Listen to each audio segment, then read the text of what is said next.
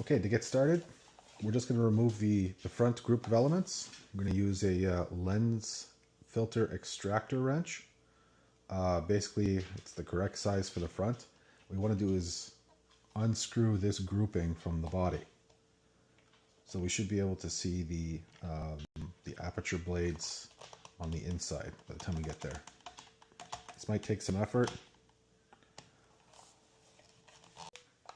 Okay, so we have some movement on the lens grouping.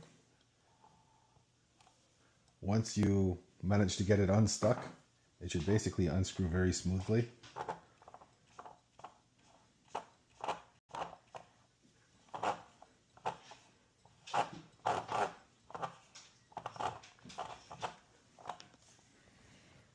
Just want to make sure this is at minimum here.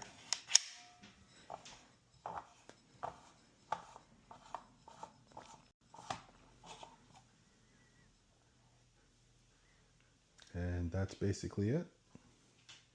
First lens grouping. It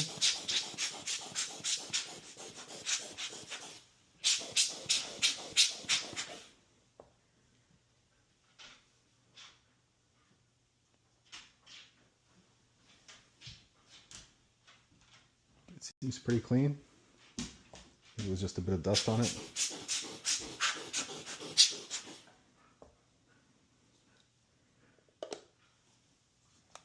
Second lens grouping. Should be able to see shutter blades. There they are. I'm going to turn it over and blow on it so that any dust that comes off, falls off, doesn't settle back on it.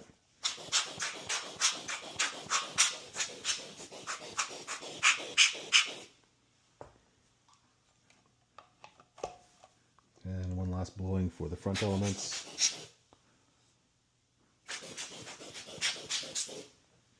And we'll screw it back on. Just want to center it. Line up the threads and gently screw it back on.